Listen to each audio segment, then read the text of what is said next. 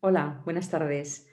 En primer lugar, agradecer a la Fundación ECO pues que haya contado conmigo para moderar esta sesión, estos 45 minutos con un formato, un formato innovador, como también va a ser la sesión, porque vamos a tratar un tema como son los biosimilares y el impacto que tienen o realmente si son una innovación en la oncología, pero lo vamos a tratar en un formato hecho con seis preguntas que se van a contestar entre, pues yo creo que dos grandes expertos en la materia. Por una parte vamos a tener a un oncólogo médico, al doctor Joan Albanel. El doctor Joan Albanel, aparte de ser jefe de servicio en el Hospital del Mar de Oncología, bueno, yo creo que es un experto en cáncer de mama reconocido por todos nosotros, pero además también en biosimilares. Tiene una trayectoria, yo creo que ya fue el primer coordinador de un grupo de biosimilares en SEOM, ha participado en los consensos que se han elaborado en nuestra sociedad científica y bueno, yo creo que estoy segura que esas tres preguntas pues van a ser clave para luego la discusión. Y por otra parte vamos a tener también otro experto en farmacia hospitalaria, también un experto en oncohematología dentro, aparte de su experiencia como farmacéutico, que es José Antonio Marcos, que está en Sevilla, en Virgen Macarena. O sea, también también aparte de especialidades, tenemos una esfera de Cataluña, tenemos Andalucía con visiones diferentes en cuanto tanto a especialidades como contexto. Y creo que, bueno, que han sido estas seis preguntas seleccionadas para que podamos ampliar, contextualizar y mejorar nuestro conocimiento en biosimilares que es absolutamente necesario. En noviembre del 2017 tuvimos la primera aprobación para un biosimilar en un tratamiento en un tumor sólido, que fue el trastuzumab. Ya han pasado más de 3 años, pero quizá todavía necesitamos seguir ampliando conocimiento, dado que la gran incorporación en nuevos biosimilares y en indicaciones en tumores sólidos que estamos teniendo y que vamos a tener.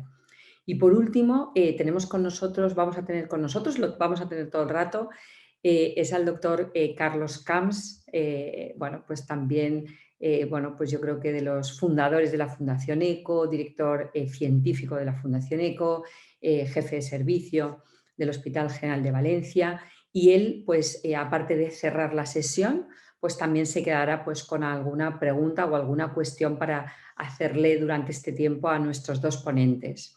Sin más, creo que lo importante va a ser escuchar esas tres preguntas elegidas para cada uno y luego poder hacer este pequeño debate. En primer lugar, le vamos a dar paso al doctor Joan Albanel, que va a empezar con sus tres preguntas. Cuando quieras, Joan.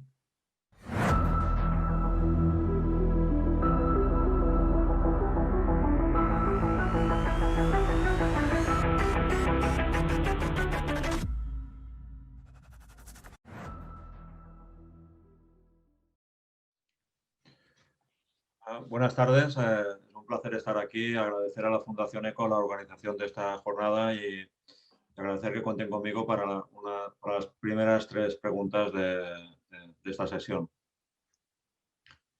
Las tres preguntas son, en primer lugar, ¿cuál es la percepción actual y grado de confianza del oncólogo médico en relación con el uso de biosimilares?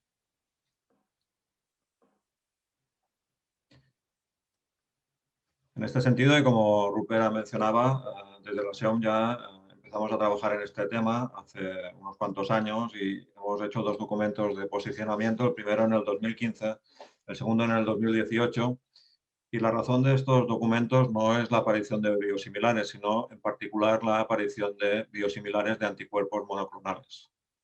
Biosimilares ya existían de muchos fármacos, de hormonas, de factores de crecimiento, de eritropoyetinas, pero el cambio importante de paradigma fue el desarrollo de biosimilares de anticuerpos monoclonales, en este caso ya no terapias de soporte, sino terapias antitumorales con un gran beneficio clínico y pasando de moléculas relativamente sencillas a moléculas altamente complejas. En los dos documentos partíamos de la premisa obvia de que los biosimilares de anticuerpos eran bienvenidos porque sin duda iban a tener un impacto en el sistema sanitario al reducir el precio de los fármacos, sea del biosimilar o del fármaco de referencia, y con esto pues ayudar sin duda a que la innovación en oncología sea una realidad. Por lo tanto, los dos documentos comparten esta filosofía, y en 2018, cuando realmente ya se acercaba la implementación en la práctica, pues repetimos un consenso mucho más dirigido, y también con la visión de que la incorporación de los fármacos biosimilares al mercado es una oportunidad siempre y cuando se llevará a cabo con garantías y con el consenso de todos los participantes, y en particular en el caso de la SEOM, de médicos y pacientes. Cuando todo esto estaba empezando, pues representó un cambio de paradigma en el modelo de desarrollo de estos fármacos biosimilares. Todos estamos acostumbrados a los grandes estudios fase 1, fase 2, fase 3, una investigación alrededor de cada fármaco muy potente, con unos objetivos clínicos muy marcados, y aquí hay un cambio, como sabéis, muy radical en el paradigma. Y como digo, en los fármacos más sencillos, hormonas, factores de crecimiento, las cosas son más obvias, pero en el caso de los anticuerpos monoclonales hay al menos dos hechos relevantes. En primer lugar, que los mecanismos de acción de los anticuerpos monoclonales en algunos casos son complejos, incluso a veces no están aún del todo caracterizados. Seguimos haciendo investigación al respecto y aportando nuevos mecanismos de acción de estos fármacos. En segundo lugar, el biosimilar por definición es parecido pero no idéntico al fármaco original, y en el caso de los anticuerpos esto puede impactar en la glucosilación del anticuerpo, y esto a su vez afectar en la respuesta inmune. Por lo tanto, de ahí la importancia de entender bien todo lo que hay detrás de los biosimilares, y esto generaba dos grandes preguntas en este contexto de cambio de paradigma. En primer lugar, que el desarrollo de estos fármacos se hacía a través de un solo ensayo clínico, en lo que llamamos una población sensible de pacientes y con un endpoint determinado distinto a los tradicionales. No ya la supervivencia global, no la supervivencia libre de enfermedad, sino otros objetivos como puede ser la tasa de respuestas o la tasa de respuestas completas patológicas. En segundo lugar, nacía una nueva manera de ver el desarrollo de fármacos, que era que a partir de demostrar comparabilidad en una indicación se pudiera extrapolar ese fármaco a todas las indicaciones distintas a la investigada en el ensayo clínico. Entre estos dos terrenos, ¿no? El hecho de que realmente era importante incorporar los biosimilares para la reducción de costes y, por lo tanto, permitir la innovación, incorporación de nuevos fármacos, y este cambio de paradigma, pues había que ver cómo iba a entrar esto en la práctica clínica. En el caso de Cataluña, el Servicio Catalán de Salud, el CatSalut, pues trabaja desde hace muchos años con los índices de calidad de la prescripción farmacéutica, de la medicación hospitalaria, de dispensación ambulatoria. Y estos índices lo que hace es objetivar por los patrones de prescripción de una serie de fármacos, y estos índices, estos patrones, luego son compartidos desde el CatSalut con las direcciones, los servicios de farmacia y de oncología y de las especialidades que toque, pero hablando de oncología, pues de la nuestra.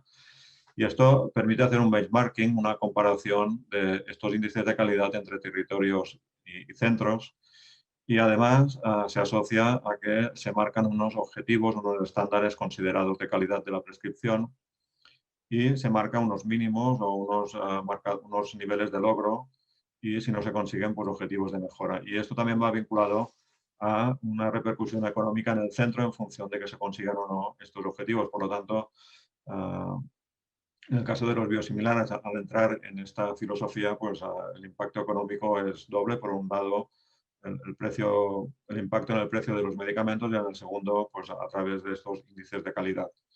El objetivo, evidentemente, al final es reducir la variabilidad territorial.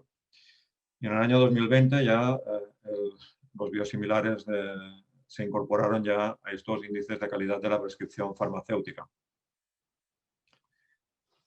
El documento está en catalán, pero yo creo que lo podrán seguir bien, no está traducido, así que ¿cuál es el indicador en el caso de los biosimilares de uso hospitalario? Pues bueno, el índice es simplemente una fórmula en la cual se calcula el porcentaje de envases de medicamentos biosimilares facturados respecto al total de principios activos con presentaciones de medicamento biológico de referencia más biosimilar. Es decir, si damos 100 anticuerpos del que sea, pues cuántos de estos son biosimilares. Y aquí es donde se marcan también cuál debe ser el objetivo a alcanzar por los centros. Y esto, el resultado, pues ha sido que con distinta velocidad, pero que la implementación del uso de biosimilares haya sido o esté siendo, pues realmente yo creo que bastante general en el caso de la oncología en Cataluña. Y todo esto pues, nos ha dado a una experiencia en la práctica clínica importante. En primer lugar, quiero decir tres cosas, que la incorporación en la práctica, por los motivos que he dicho, ha sido muy general y bastante importante. En segundo lugar, una de las cosas que nos importaba de la incorporación era la trazabilidad, es decir, si aparecían efectos adversos o complicaciones o dudas, que realmente se pudiera trazar el medicamento concreto, y en este sentido pues, los servicios de farmacia nos aseguran la identificación de lotes, fechas de caducidad, y en este sentido creo que podemos estar tranquilos, y de hecho es una condición asociada a la aprobación del biosimilar. En cuanto a la seguridad, nuestra experiencia es que no ha habido ningún eventos que nos hayan llamado la atención, no ha sido objeto de problemas, y la experiencia hasta ahora en cuanto a la seguridad es buena en este sentido. No podemos decir a largo plazo, no podemos decir nada más, pero sí lo que tenemos hasta ahora. Y luego, claro, en cuanto a la actividad, aquí para poder hablar de actividad y comparar con fármaco de referencia necesitaríamos estudios de práctica clínica muy grandes. La experiencia de pocos casos o casos de un centro es insuficiente, y la actividad para la actividad nos basamos en el concepto de biosimilar, tanto de la EMA como de la FDA, en el cual pues, partimos de un modelo distinto de desarrollo, en el cual si en este ensayo crítico del biosimilar de eficacia no hay diferencias clínicamente significativas, pues se acepta esta similar eficacia, y es la razón de la incorporación. Con esto concluyo mi contestación a la primera pregunta.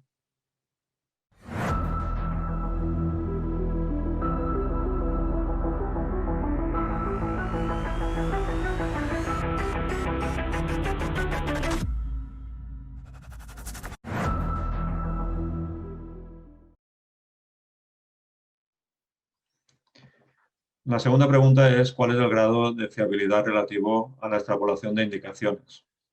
Y aquí, cuando empezamos a trabajar desde la SEOM, pues realmente había, yo creo, tres puntos clave.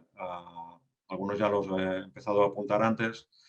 En primer lugar, es que no todos los anticuerpos monoclonales son iguales.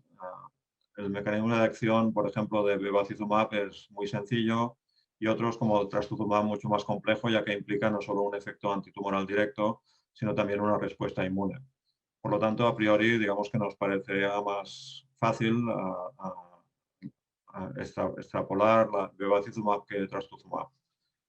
En segundo lugar, no es lo mismo una enfermedad metastásica que una enfermedad precoz con intención curativa. Por lo tanto, a priori, en general, siempre con cada opinión individual, pero sí que es mucho más fácil extrapolar en enfermedad metastásica. Y luego la costumbre, pues tan arraigada en la oncología, de mirar cada ensayo concreto, cada indicación concreta, y aquí pues realmente pues, cada fármaco ha tenido su población, sus endpoints particulares y su seguimiento posterior. Y bueno, estos son cosas que surgieron desde el principio, pero a la vez también creo que ha ido ganando peso el concepto de totalidad de la evidencia, donde esta fase clínica pues es, como veremos más adelante, la punta del iceberg del desarrollo de biosimilares. Así, por ejemplo, si nos centramos en el caso de bevacizumab, tanto la FDA como la EMA, a partir de un ensayo en cáncer de pulmón de célula no pequeña, donde el endpoint era tasa de respuestas, a partir de una similitud en este endpoint clínico y con toda la base analítica previa, pues ya se extrapoló a las distintas indicaciones. Y en el caso del trastuzumab, a pesar de esta mayor complejidad a la que me he referido antes, y a las distintas indicaciones, no solo mama, también en gástrico, y entorno curativo o entorno avanzado, pues los distintos biosimilares desarrollados con estudios distintos, endpoints distintos, pues han ido también siendo aprobados y extrapolados todos en sus indicaciones al trastuzumab de referencia.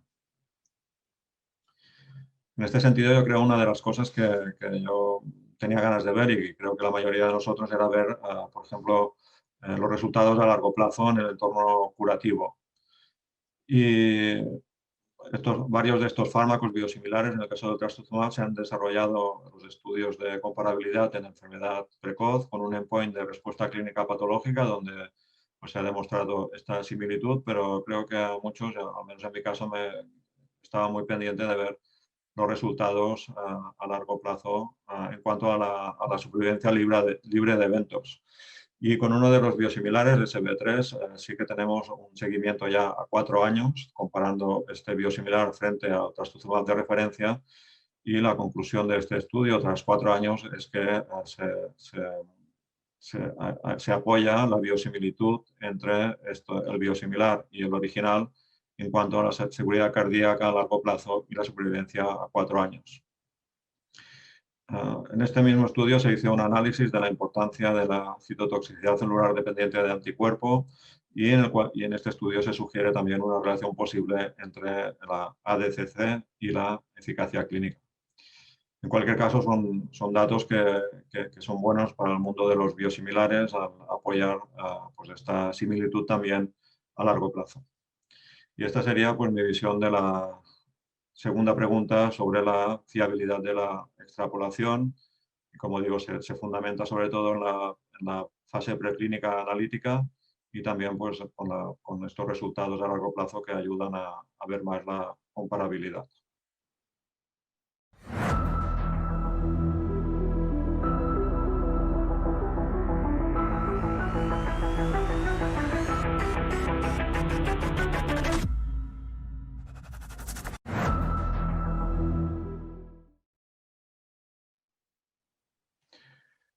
La tercera pregunta es si consideramos necesarios los estudios de equivalencia para la autorización de biosimilares. Y esta pregunta es una pregunta con mucho sentido. De hecho, según me consta, la EMA ya estuvo valorando en su momento si estos estudios eran necesarios, porque realmente si la similitud analítica y preclínica es muy fuerte, pues realmente es difícil pensar que los resultados clínicos van a ser también muy dispares. Y de hecho hay una revisión en la cual ya se concluye que ningún biosimilar que se haya visto que sea altamente similar al producto de referencia, tanto por criterios analíticos como para estudios farmacocinéticos en humanos, nunca ha dejado de aprobarse porque luego en un ensayo de eficacia se haya visto que no fuera equivalente. Por lo tanto, lo que comento, si la base analítica y farmacocinética es muy similar, es razonable plantear en un futuro poder dejar de hacer estos estudios de equivalencia. Y el concepto que me he referido varias veces es un cambio de modelo. Hablamos de totalidad de evidencia donde hay una parte profunda mucho mayor que la parte visible, que es la fase analítica y la fase no clínica. En definitiva, la evaluación preanalítica. En cuanto a la valoración clínica, hay la comparativa farmacocinética y farmacodinámica, que esta se considera que hay que hacerla, y luego la eficacia comparativa en términos de actividad antitumoral en el caso de la terapia antitumoral y seguridad. Y es esta parte de la punta del iceberg la cual realmente está en discusión.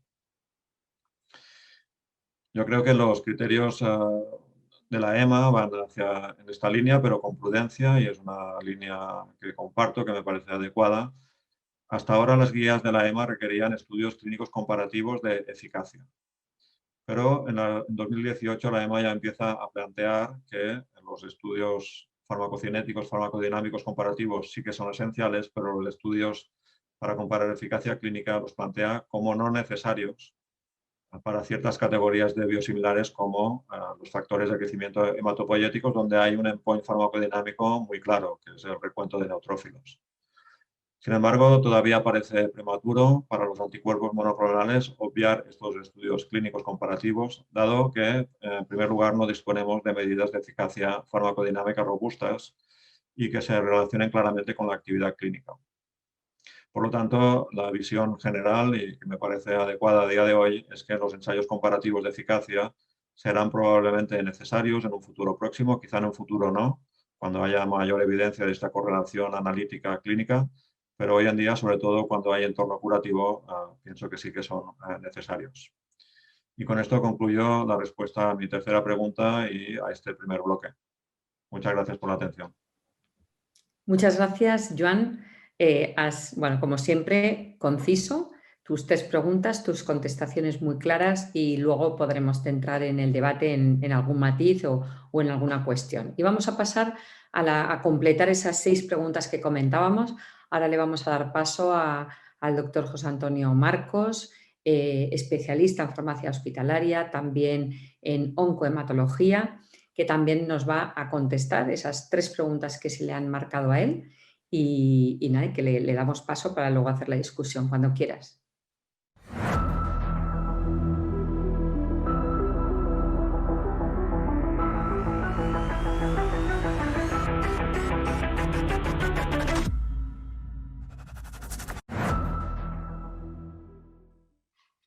Buenas tardes y muchas gracias, Ruth, por la presentación. Antes de nada, me gustaría agradecer a la Fundación ECO la invitación para participar en esta mesa de debate y tener la oportunidad de compartir mesa con el doctor Camps, con Joan y, por supuesto, también con Ruth Pera. Bien, vamos a comenzar o a intentar dar respuesta a estas 3 preguntas que nos han puesto y que básicamente también vamos un poco a reforzar esa respuesta de Joan que hemos visto en el primer bloque. La primera pregunta es: ¿qué acciones propondríamos para aumentar el uso de biosimilares? Bien, yo creo que hace poco tiempo han salido a la luz diferentes documentos como el posicionamiento de la Asociación Española de Medicamentos de Biosimilares o, por ejemplo, el Plan de Acción para fomentar la utilización de los medicamentos reguladores, entre ellos los biosimilares, que sacó a la luz el propio Ministerio, donde proponían algunas acciones que vamos a comentar ahora y que seguramente pues estaremos de acuerdo en muchas de ellas y en algunas mejor no tantas, ¿no? O no sean tan fáciles de implementar.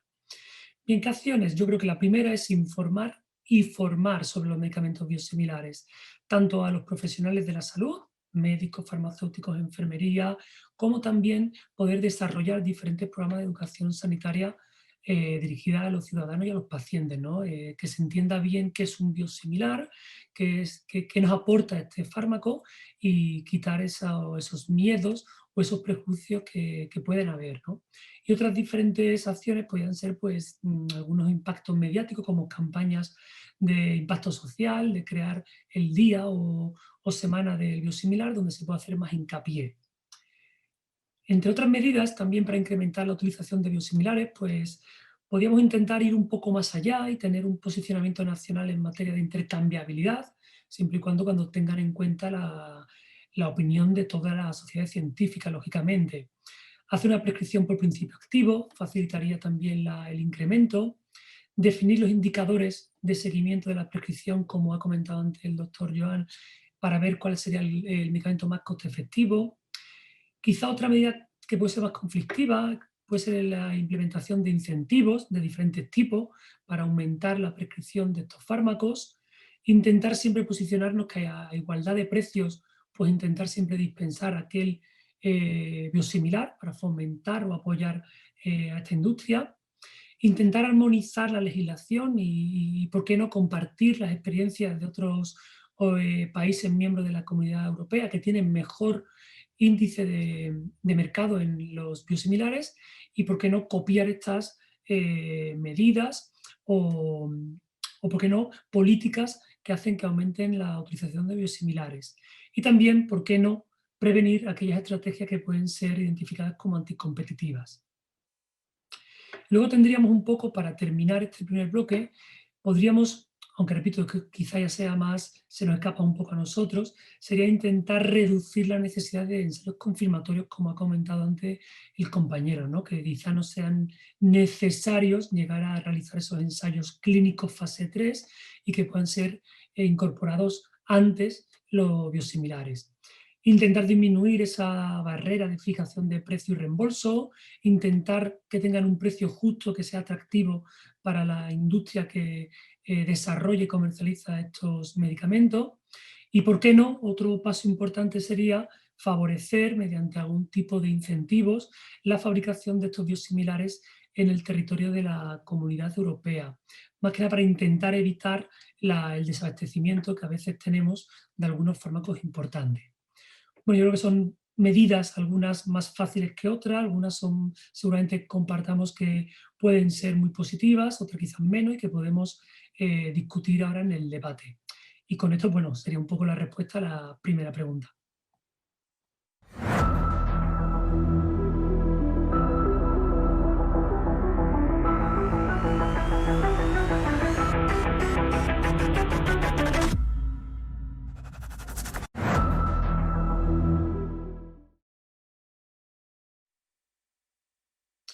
Bien, ¿cuál es el grado de evidencia actual que respalda la intercambiabilidad?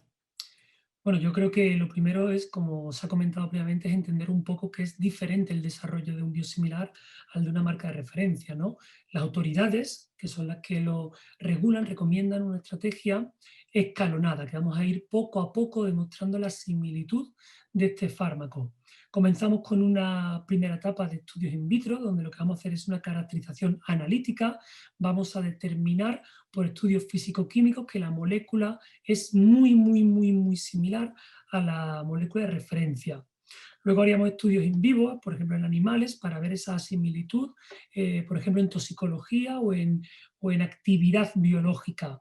Le seguiría unos estudios de farmacocinética y farmacodinámica, donde veríamos que la exposición del fármaco biosimilar es equivalente a la exposición del medicamento de referencia y que lógicamente tiene una actividad biológica similar.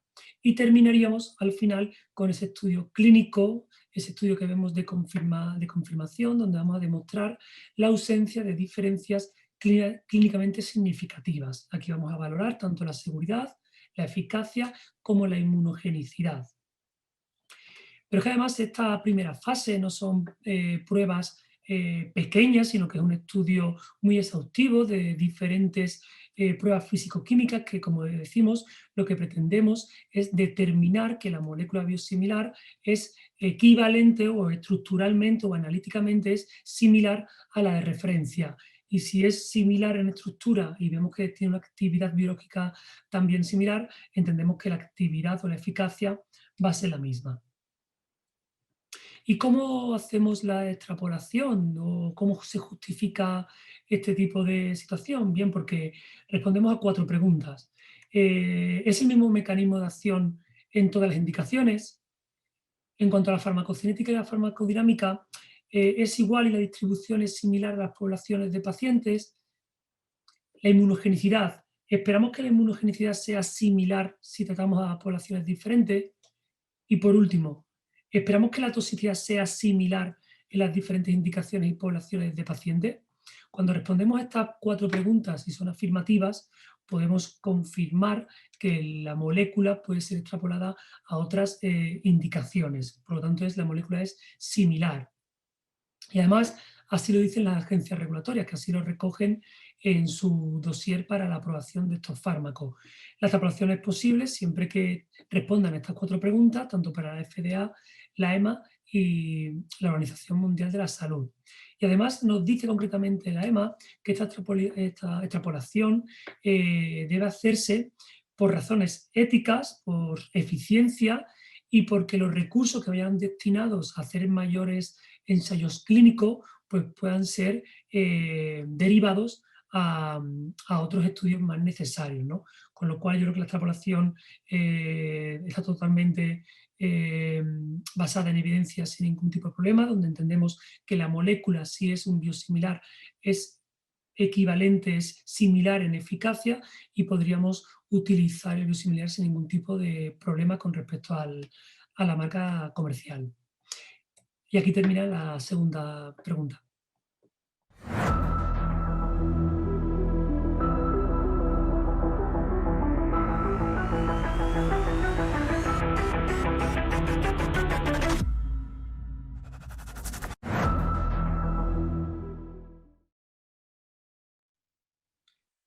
Y quizá la última pregunta también muy interesante, ¿cómo podría impactar el uso de biosimilares en la sostenibilidad, ¿no? Tanto que hablamos? Bueno, yo creo que han salido diferentes artículos. Aquí, simplemente por hacer referencia, hay un pequeño artículo de compañeros de Farmacéutico Hospital donde ya decían que se podía estimar un ahorro utilizando biosimilares utilizados en enfermedades inflamatorias y en oncología. Se estimaba un ahorro de 1.965 millones de euros en el periodo comprendido entre 2017 y 2020. Luego tenemos aquí también un análisis realizado por la Universidad Complutense de Madrid, donde hizo un estudio que quizá comparto con vosotros. Se hizo un análisis retrospectivo del 2009 al 2019, donde con la utilización de 13 principios activos biosimilares se consiguió un ahorro de 2.306 millones de euros en esos 10 años. Pero también se hacía un análisis prospectivo, donde se veía que entre el 2020 y el 2022 se prevé, con la utilización de 17 principios activos de biosimilares, un ahorro de 2.856 millones de euros. Eso hace un total de 5.162 millones. Sí que hay que compartir que los datos, por ejemplo, para ver un poco el impacto, el gasto farmacéutico hospitalario en el 2019 fue de 6.613 millones de euros. Si ven en la pantalla y ven los últimos años, 2020, 2021, 2022, donde hay mayor número de moléculas de biosimilares, donde se empiezan a incorporar más moléculas o se empiezan a incorporar con mayor cuota de mercado, vemos que podemos hacer una estimación de unos 1.000 millones de euros por año en cuanto a ahorro. Esto supondría un 15% del total del gasto farmacéutico hospitalario, con lo cual el impacto es importante. Aquí podemos ver un poco todos los fármacos que están incluidos en ese estudio, pero sí que quería hacer referencia a la cuota de mercado que tenemos en España de biosimilares. Si nos fijamos, por ejemplo, en los que están implicados en oncología, como puede ser el trastuzumab o el biosimilar, vemos que es bastante mejorable la cuota de mercado de los biosimilares. De hecho, en este estudio nos dice que el análisis de sensibilidad realizado se estima que si se alcanzan cuotas de mercado de un 80%, podríamos incrementar el ahorro de ese estudio prospectivo en 430 millones. Es decir, que en ese periodo de 2020 a 2022 podríamos estar hablando de una cifra total de 3.200 millones de euros. Y si nos centramos un poco en oncología, estos son los fármacos utilizados en oncología. Aquí tenemos trastuzumab, bevacizumab o ranibizumab, o quizá Trastuz y Beva, donde vemos que la incorporación de Beva ya se estimaba que iba a ser en el 2021, con lo cual la cuota de mercado es todavía pequeña, pero que irá incrementando. Y aquí vemos un poco el coste total de esto, o mejor dicho, el ahorro total de estos fármacos. En definitiva, el impacto, ¿cuál sería? Pues sin duda es la mejora del acceso de la innovación a los pacientes y a los médicos. Creo que es clave para que los laboratorios de moléculas originales orienten sus inversiones en I+D para incorporar o investigar nuevas moléculas. Y además los biosimilares nos aportan innovación en la gestión sanitaria, ¿no? Nos permiten tratar mayor número de pacientes con el mismo presupuesto, o, ¿por qué no?, incentivan y aceleran la investigación, así como que aumentan la competencia y bajan los precios. En definitiva, lo que conseguimos es tratar a los pacientes con una misma eficacia, seguridad, pero a un coste menor. Muchas gracias. Muchas gracias, José Antonio. Y ahora, bueno, pues si os parece, vamos a pasar al debate. Y a mí me gustaría matizar o ver qué opina Joan sobre el concepto de intercambiabilidad, ¿no? Que era una de las preguntas que nos contestaba José Antonio, pero que me gustaría saber tu opinión, Joan. Yo creo que una vez un paciente ha iniciado una línea con un fármaco biosimilar, durante esa línea cambiarlo a otro biosimilar o al original o al revés, empezar por el original y cambiar a biosimilar durante una misma línea, creo que en el caso de la oncología, y creo que así lo reflejamos en nuestro documento de consenso de la SEOM, no lo aconsejábamos. ¿Por qué? Porque los pacientes inevitablemente, en enfermedad avanzada, pues la enfermedad progresa, pueden aparecer efectos secundarios y sería fácil que un paciente atribuyera a este cambio durante un mismo tratamiento al cambio de un fármaco por otro. Y por esto yo creo que en general era una opción que desaconsejábamos por el bien general del campo, porque puede dar a esto. Luego, claro, si esperamos un tiempo razonable, pues ya hay otra línea de tratamiento, otra indicación o nuevos casos, ahí realmente no, pero yo creo que marcamos este punto de prudencia por estas dos razones, la posibilidad de efectos secundarios y progresiones que se atribuyeran al cambio de un fármaco por otro y que esto podría ser perjudicial para el campo. Yo tengo experiencia con una paciente que realmente no fue de cambio de un biosimilar a un original, sino un cambio de formulación entre intravenoso y subcutáneo de un fármaco original. Y durante ese cambio progresó y realmente le cogió un recelo contra esa formulación que no la quiso nunca más, ¿no? Y cuando realmente no hay ninguna base científica para ello. Pero bueno, esto yo creo que es un ejemplo que ilustra esta precaución frente a la intercambiabilidad. Sí, más teniendo, ¿no? Quizá teniendo en cuenta que cada vez pues, ya no solo hay un biosimilar, sino que cada vez vamos teniendo más biosimilares aparte del original. ¿Y tú qué opinas, José Antonio, en este punto que nos ha comentado expresamente Joan? Gracias, Ruth. Yo, bueno, no puedo estar más de acuerdo en lo que ha comentado Joan, ¿no? Porque ha puesto un poco el foco en lo que realmente puede ser el problema. El problema no es el medicamento en sí, no es que el medicamento pueda ser diferente o sea diferente y vaya a provocar efectos diferentes en cuanto a eficacia o seguridad. Sí que entiendo la gestión con el paciente, donde el paciente quizá no está bien informado, no conoce bien el medicamento y, como dice Joan, pues algún efecto secundario propio del tratamiento tanto de la marca original como de un biosimilar o una progresión de la enfermedad pueda ser atribuible a este fármaco, como ha comentado Joan, a este fármaco biosimilar o a una marca comercial que hemos cambiado de vía. O sea que estoy totalmente de acuerdo. Y en eso tenéis todo mi reconocimiento en cuanto a que no es fácil pues manejar esa situación, ¿no? Por eso yo sí que creo, cuando hemos comentado en propuestas para incrementar el uso de biosimilares, es la información, ¿no? Yo creo que hay que explicar muy bien lo que es un biosimilar, lo que nos aporta al sistema y tener la seguridad y convencimiento de que el fármaco no nos va a aportar la misma eficacia y seguridad que el medicamento. Yo creo que llegado a ese nivel de conocimiento por parte de los pacientes, no tendríamos tanto miedo a hacer ese cambio. Y los dos, ahora os pregunto también por vuestras diferentes zonas geográficas, aparte de la especialidad. Ya llevamos tiempo con, ¿no? con aprobación de biosimilares en tumores sólidos, como ha comentado Jan, trastuzumab y ahora tenemos el bevacizumab. ¿Qué impresión tenéis de incorporación o de grado de implantación en los diferentes hospitales o comunidades autónomas? ¿Por qué todavía hay muchas diferencias? En unos hospitales tenemos un grado de implantación casi del 100%, en otros muy bajo. ¿Por qué? ¿Es por conocimiento, por acuerdos, por falta de relación entre oncólogos y quizá servicios de salud o farmacia? ¿Cuál creéis que pueden ser las cuestiones, ¿no? de que esto esté ocurriendo así?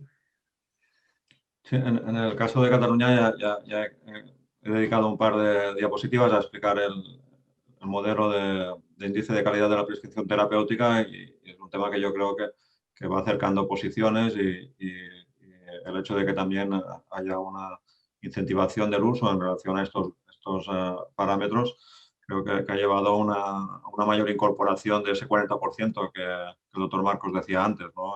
Del año 2019. Yo creo que estamos en cifras bastante superiores y aunque cada centro pues, puede haber variabilidad, creo que la incorporación ha sido bastante alta y no hay grandes discrepancias. Y José Sí, yo creo Antonio, ¿qué opinas tú? Sí, no, yo creo que Ruth, que creo que has hecho una introducción donde has tocado quizá todas las posibles variables, ¿no? Desde que igual no deberían ser, ¿no? Pero que sí que hay algunas diferencias y que puede ser pues simplemente por el a lo mejor poco conocimiento de los biosimilares, puede ser por a lo mejor no una relación muy cordial. Yo quiero pensar que, como ha dicho Joan, sí que yo he notado a veces una diferencia en cuanto a la oncología por el tema de diferenciar lo metastásico de la adyuvancia, por ejemplo, de lo curativo, ¿no? Donde sí que a lo mejor ha habido un poco más de recelo, ¿no? Quizá políticas ha habido muy diferentes en algunos centros, ¿no? Algunas más, no sé si llamarle más agresivas o que sean de a partir de mañana se hace todo así, y otros donde quizá han empezado a incorporarlos poco a poco y han visto o han generado confianza y, como se ha comentado, pues va increciendo lo que es el uso de biosimilares, ¿no? Y yo creo que, y espero que esto vaya a más y que, bueno, que sea un uso totalmente amplio el día de mañana. Es verdad que el uso se va incrementando, todos creemos en que apoya la sostenibilidad del sistema, yo creo que pues bueno, no tenemos dudas sobre esto.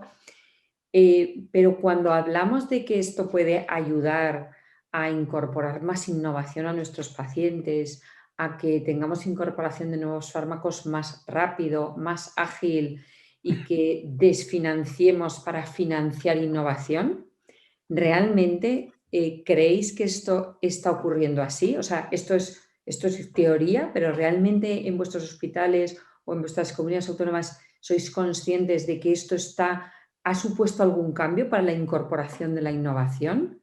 Joan, empiezo contigo. Sí, no, yo creo que en nuestro caso con la Comisión de Farmacia y el Servicio de Farmacia creo que ha sido una discusión muy abierta, muy clara y creo que hemos tenido claro que la innovación es cara, que llega y que una vez llega tenemos que poder asumirla y que creo que se valora bien el hecho de que se puedan incorporar los biosimilares y a partir de ahí no se discute la innovación. Es decir, yo creo que si fuéramos muy reticentes a la incorporación de biosimilares o otras estrategias económicas, ¿no? A veces hay indicaciones, no ya de biosimilares, de otros fármacos que hay 3 disponibles. Entonces tendemos a utilizar el más que nos sale mejor económicamente. Todas las estrategias que como oncólogos hacemos en línea de la sostenibilidad, luego hace que realmente la discusión de la innovación no sea ningún problema. Ya va a depender de que el fármaco esté reembolsado por el CATSALU, por el Ministerio, de otras cosas, pero hemos visto grandes aumentos de gasto de farmacia por parte de oncología y en ningún momento se ha cuestionado la política del servicio en cuanto a lo que tenemos que hacer, pero siempre que se acompañe pues, de estas otras políticas, de tener en cuenta otros factores cuando podemos hacerlo. Perfecto. José Antonio, ¿tú tienes esta misma visión de Joan? Sí, yo creo que sí, porque como ha dicho Joan, que vengan fármacos nuevos, innovadores, en el hospital no se discute la incorporación de esa molécula innovadora, siempre que venga respaldada con una evidencia que así lo acredite, ¿no? Sea, me apuro a decir, el precio que sea, ¿no? Los problemas que tenemos muchas veces cuando la evidencia no es tal, ¿no? Pero dicho eso, que estamos incorporando cada vez más moléculas innovadoras y donde el precio evidentemente es cada vez más mayor, creo que es un compromiso de todos que cuando tengamos una oportunidad donde se pueda intentar favorecer la sostenibilidad del sistema, pues es una obligación hacerla, ¿no? Y en este caso se nos plantea la oportunidad de que aparecen los biosimilares en oncología y por supuesto que es una medida a tomar en marcha. No es tanto como parece, ¿no? El de, oye, pues ya que me ahorro 2.000, dame 2.000, ¿no? Pero sí que, oye, estamos incorporando moléculas, cuando hay una molécula como vino la inmunoterapia en su momento, se ha incorporado, nadie la discute en algunas líneas de tratamiento y se utiliza sin problema, pero sí que es verdad que es un compromiso, creo que por todos los profesionales de salud, que cuando se aparecen oportunidades como esta, una obligación casi moral de decir, oye, pues vamos a utilizarla porque, como hemos dicho, puede ser un 15% del gasto hospitalario lo que estemos aportando, ¿no? Bueno, oye, pues yo quería dar las gracias otra vez a los dos por haber profundizado un poco más en estas 6 preguntas y estos matices que se han incorporado. Nos decía José Antonio que una de las medidas es seguir formando, informando sobre los biosimilares, que es básico para que se amplíe el conocimiento y la incorporación que cada vez sea mayor en nuestros hospitales. En eso estamos. Vuelvo a dar las gracias a la Fundación ECO por mantener estas iniciativas y estos minutos que nos quedan, pues ya hemos comentado que vamos a darle paso al doctor Carlos Camps. Él también tiene sus cuestiones para acabar el debate y para cerrar la sesión. Pues cuando quieras, Carlos. Pues no sé.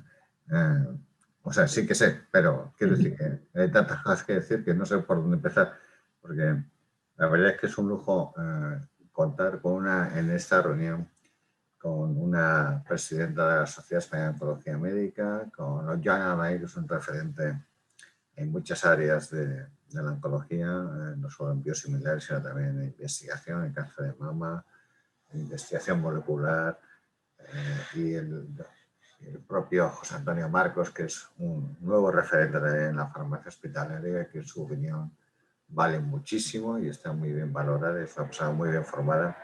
Así que para la Fundación y para mí, pues es un lujo que hayáis aceptado participar en esta reunión y en este formato, que yo creo que se va a repetir, porque cuando se formulan preguntas concretas, pues un poco hace que tengamos que responder a las mismas, ¿no? Y sinceramente, pues habéis hecho unas intervenciones muy brillantes, los tres, y habéis aclarado pues los 3 temas, los 3 por 2, los 6 temas que os habíamos propuesto. A ver, yo antes de hacer unas mínimas conclusiones para finalizar esta reunión, que uno de los objetivos de la misma es que sea corta, para que sea digerible en esa época de múltiples actividades de webinars, internet, etc. Una cuestión que yo os quería plantear a los 3 es, sí, yo creo que los biosimilares son productos de mucho éxito, pero quizás todavía no están totalmente aprovechados en la sanidad pública, me parece. Es un problema de formación y de información a los oncólogos y a los farmacéuticos hospitalarios. Es un problema de política de las empresas, es un problema de exclusivamente financiación. ¿Dónde creéis, si es que es verdad, que no están totalmente desarrollados como creo que se podría haber desarrollado todavía? ¿Es un problema de las patentes? ¿Es un problema de la política de protección de la innovación? Biosimilares también es innovación, no solamente el desarrollo de las nuevas moléculas de innovación, sino también esta serie de productos con nueva tecnología es innovación, sin ninguna duda, para todos nosotros. Bueno, eso es lo que os quería plantear como pregunta general. Muy bien. Yo creo que la formación siempre es importante, ¿no? Sin la formación es imposible pues tener opinión, y este es un aspecto esencial. Y el otro es que realmente las políticas a nivel de comunidades y de hospitales pues sean claras en este sentido.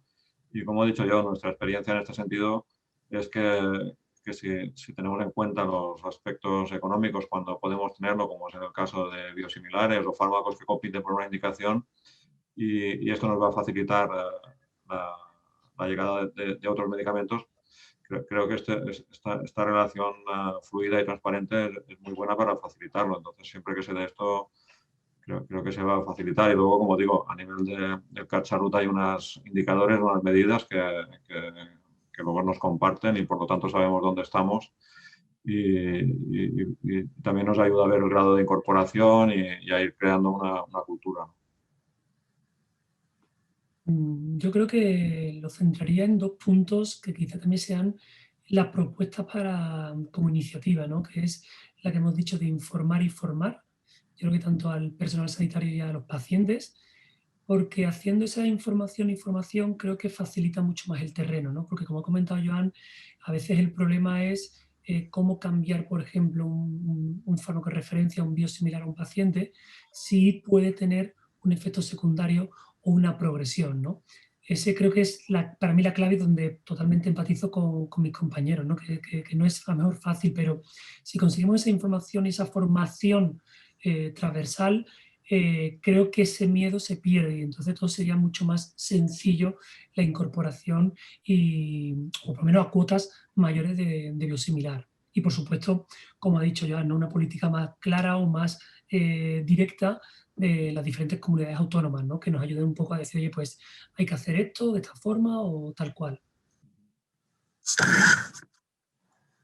Bueno, yo creo que me voy a repetir, pero es que yo creo que el conocimiento es poder. Yo creo que la experiencia es que cuando se explican, la gente está más formada y tienen mayor conocimiento, los miedos van desapareciendo de forma progresiva. Eso yo creo que es básico, por eso no nos podemos olvidar que tenemos que continuar con sesiones de este tipo, con difusión. Y luego, por otra parte, otra cosa que también se ha comentado es esta relación transparente pues con farmacia, con tus autoridades sanitarias respecto a un modelo de relación, no de imposición, no de sustitución sin saber ni lo que estás haciendo, la intercambiabilidad, como decía Joan, de una forma controlada, siempre con la aprobación. Y luego no ha salido el tema de farmacovigilancia, que yo creo que es una cosa que también nos preocupa a todos, que podamos tener un feedback en un tiempo. Esto nos hará creer y estar más seguros de lo que estamos haciendo. Solo llevamos 2 años con tumores sólidos, ¿no?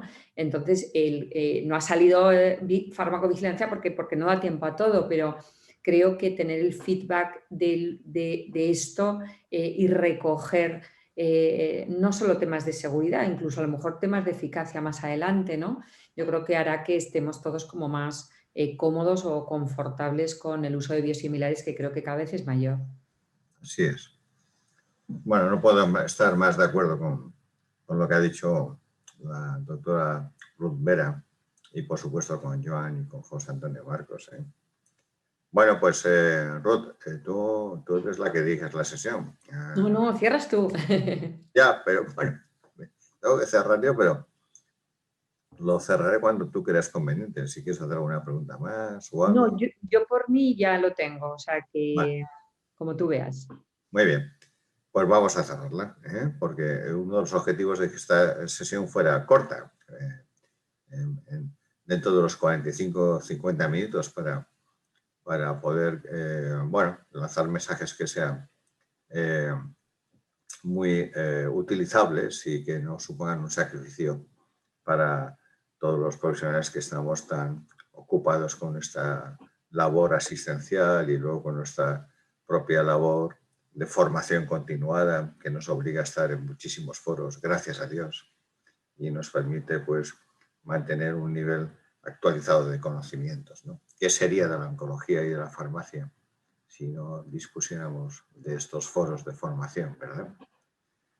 Bien, no iba a meterme en la universidad, pero no lo voy a hacer porque la universidad no cumple esta función. Y así que la cumplen pues las sociedades científicas y grupos independientes, etc. Bien, en relación con los biosimilares, bueno, pues qué decir, yo lo que quiero es agradecer primero a la Fundación ECO porque tenga un focus en este tema, que es un tema muy importante de hoy y de mañana. Quiero agradecerle también a la Fundación que nos haya permitido tener esta actividad y contar con 2 ponentes, una moderadora de altísimo nivel y de cuya amistad pues me gustaría presumir siempre. Os aprecio mucho y tenéis un enorme respeto, yo como Carlos Camps, pero sobre todo de la Fundación ECO. Sois unas personas hiper respetadas y habéis hecho pues un acto académico pues de mucho nivel, donde habéis aclarado con 6 preguntas que elegimos de una manera que intentamos que fuese muy meditada. Quizás alguna otra pregunta se ha quedado en el tintero, pero había que elegir tres preguntas al oncólogo y al farmacéutico para que no los intentaseis responder, y a buena fe que lo habéis hecho.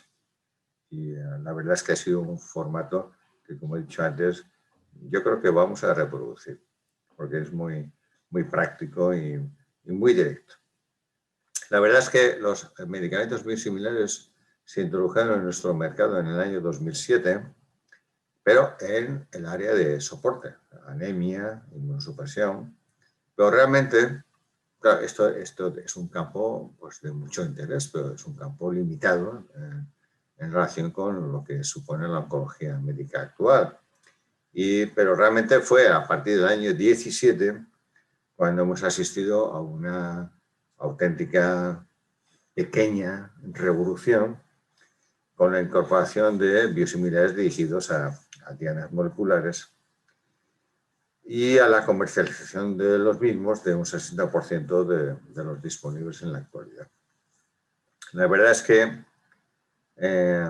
a modo global yo entiendo que necesitaríamos un refrescamiento sobre los conocimientos de los biosimilares en la actualidad. Yo creo que las generaciones jóvenes de nuestras especialidades necesitan esta formación continuada y esta actualización de conocimientos.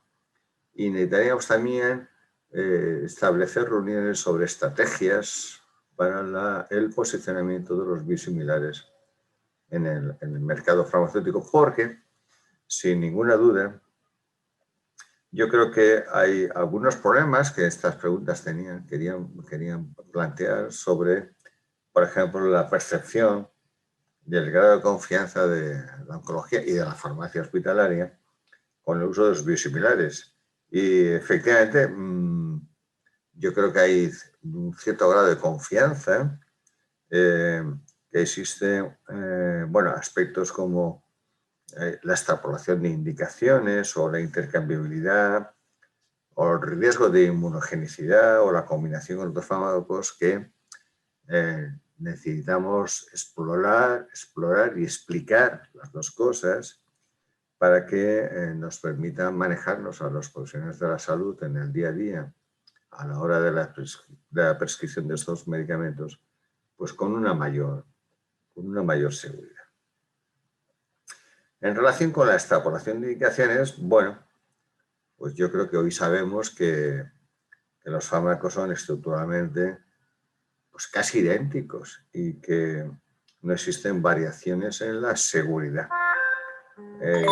Y no deberíamos de dudar de la eficacia de los biosimilares, y no solo en una indicación, sino en todas, pero quizás la introducción de los real world data sea una exigencia en muchos campos, pero en el tema de los biosimilares sea una exigencia porque, dado que no se precisan ensayos clínicos, y evidentemente estoy de acuerdo con esta no exigencia, pues dado que no se tienen estos ensayos clínicos randomizados a la hora de su aprobación, sí que es necesario un seguimiento de su eficacia en la práctica clínica, estándar, ¿no? En relación con los estudios de equivalencia para autorización de biosimilares, bueno, pues la verdad es que una opinión positiva de biosimilares de la EMA implica que con la garantía de los estudios estructurales no clínicos y clínicos existen, pues, evidencias sólidas de que va a comportarse de forma completamente equivalente al biológico de referencia. Aquí podríamos entrar en discusiones de la propiedad intelectual, de las patentes, de cuánto tiene que durar una patente, de cómo que hay que graduar esa patente en función de los años, del número de indicaciones al inicio y el número de indicaciones al final. La verdad es que es un tema que está no completamente desarrollado y entiendo que es bastante inmaduro, que se formuló hace muchos años, que mantenemos estas normas que están bien porque nos permiten navegar en un mundo proceloso y de muchas complicaciones, pero que tendríamos que hacer un esfuerzo por hacer, no revoluciones, pero sí evoluciones de la situación actual. En cuanto a la pregunta que hicimos a José Antonio Marcos de qué acciones propondría para aumentar el uso de biosimilares, qué pregunta, ¿no? ¿Verdad? Muchas gracias, José Antonio. Has hecho ahí un esfuerzo, pero yo creo que una labor de difusión, de compartir conocimiento y también de culturización, no solamente de los profesionales de la salud, sino también de las personas que toman decisiones en cuanto a las normas de aprobación y de utilización de estos medicamentos. Yo creo que es muy, muy importante porque, claro, yo creo que hay un juego perverso en el tema de biosimilares porque si nos esperamos al final de las patentes y el biosimilar ofrece una molécula a un precio X, cuando la empresa que innovó se le acaba la patente, no le resulta difícil equiparar su precio al del biosimilar. Y ahí se entra en una disputa que es perversa en sí misma porque el desarrollo de un biosimilar también necesita una inversión y un desarrollo de investigación. Y es una situación de desventaja para las empresas de los biosimilares. Y mientras esto no lo podamos contemplar de una manera más equitativa y equilibrada, supone realmente un verdadero problema para el desarrollo de los biosimilares. Biosimilares que, bueno, ya tenemos 15 principios activos que se corresponden con 50 productos farmacéuticos diferentes en el año 19, en el año 21 no sé la cifra exactamente, y que desde el punto de vista de la sostenibilidad del sistema, pues parece ser que en el periodo 2009-16 supuso, bueno, José Antonio ha hablado de ese tema, pero bueno, quiero subrayarlo. Mis cifras igual son moderadamente iguales o moderadamente diferentes. Supuso en ese periodo de tiempo, hasta el 16, de unos casi 500 millones de euros de ahorro para el Sistema Nacional Español de Salud y se presupone unos nuevos 1.500 millones de euros de economía, ¿no?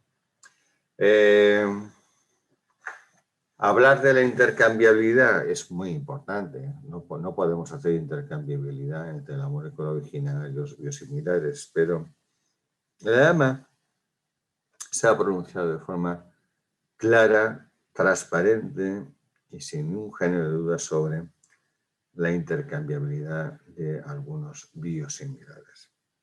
Hay un metaanálisis de más de 90 estudios con más de 15.000 pacientes sometidos a switch de un biológico de referencia a un biosimilar en 14 indicaciones diferentes que no registró diferencias significativas en seguridad, ni en eficacia, ni en inmunogenicidad.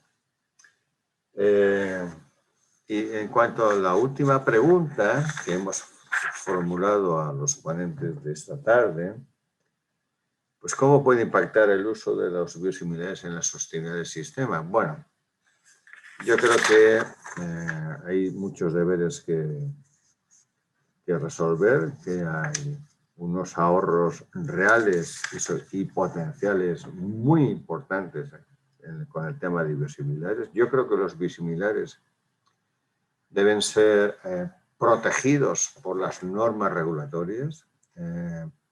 Creo que debemos de potenciar su aparición en el mercado lo antes posible. También es cierto que tenemos que proteger los derechos de las empresas que investigan y producen nuestra innovación. No puedo dejar de recordar un reciente artículo del New England sobre la evolución de la mortalidad de cáncer de pulmón en los últimos 10 años, que demuestra cómo se está produciendo avances significativos en la mortalidad global no solamente en la población sujeta a dianas moleculares. Esto es una consecuencia indirecta, ¿no?, de este avance en una nueva oncología basada en el conocimiento de las alteraciones moleculares del cáncer y en el desarrollo de una industria farmacéutica que va buscando dianas moleculares y sus drogas sintéticas dirigidas exactamente a bloquear o a controlar el locus que está afectado, y que tenemos que entre todos encontrar fórmulas de consenso y trabajar juntos para lograr que encontremos vías de desarrollo lo más rápido posible, porque el trabajo que tenemos con el cáncer es un trabajo contrarreloj. No podemos plantearnos ciclos rápidos. En Immunology 2019 apareció un artículo muy interesante, fue una revisión muy conceptual, porque que demostraba cómo los avances profundos en el conocimiento y sobre todo en la aplicación de tratamientos exitosos en cáncer implicaron tiempo a ciclos de más de 50 años. La cirugía, la anestesia, los antibióticos, la radioterapia, fueron ciclos de 50 años, la quimioterapia, y ahora la introducción de los conocimientos ultra acelerados en biología molecular, en inmunología, está haciendo que estos ciclos se acorten, afortunadamente. Y entre todos tenemos que cambiar los paradigmas para acelerar estos trámites burocráticos y de incorporación de la investigación y de la innovación a los circuitos de la asistencia a nuestros pacientes. Bueno, voy a concluir, no me quiero prolongar mucho más, creo que me he excedido un poco, perdonad. A veces estos temas me apasionan mucho y quería finalmente pues dar las gracias a los dos ponentes, a la moderadora, y esperamos contar con vosotros en próximas actividades. Muchísimas gracias a todos y a los que nos están escuchando en esta tarde. Adiós.